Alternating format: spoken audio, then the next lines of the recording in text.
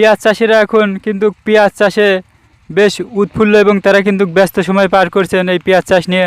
তবে আমরা লক্ষ্য করছি যে অন্যান্য ফসলের তুলনায় কিন্তু এই পেঁয়াজ চাষের কিন্তু যেই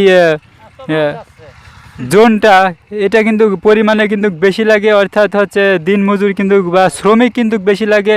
এক এক জমিতে কিন্তু 20 জন 30 জন 50 জন করেও কিন্তু শ্রমিক কাজ করে প্রতিদিনে। একজন শ্রমিক কিন্তু দিনে সর্বোচ্চ 3 থেকে 4% কিন্তু লাগাইতে পারে, যদিও সেই জমিটা ভালো উর্বর এবং যদি সেটি কোমলমতি হয়। তো অনেক কৃষক ভাইদের সঙ্গে আমরা কথা বলে জানতে পেরেছি যে এবার পেঁয়াজের দামটা কিন্তু তারা এবারও হ্রাস পেয়েছে, কিন্তু বারবার কিন্তু পেঁয়াজের দামটা কমে যাচ্ছে। পেঁয়াজের দামটা কমে যাওয়ায় কিন্তু তারা বিপুল পরিমাণে লোকসান গুনতেছে। তারা কেউ গরু বাছুর, কেউ হচ্ছে বিভিন্ন এনজিও থেকে কিন্তু লোন নিয়ে তারা ঋণগ্রস্ত হয়ে কিন্তু এই পেঁয়াজ চাষ করতেছে, তারা কিন্তু বারবার ক্ষতিগ্রস্ত হচ্ছে।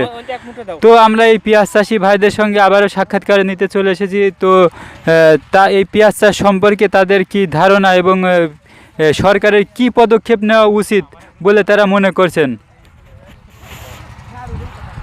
আচ্ছা, এই পেঁয়াজ চাষে আপনারা কি পরিমাণে প্রতি বছরে ক্ষতি গুনতে হয় সে ব্যাপারে কি আমাদের বলবেন? পেঁয়াজ চাষে প্রতি বছরে অনেক টাকা ক্ষতিগ্রস্ত হয় সরকার, এই দেশের মানুষ চাষি।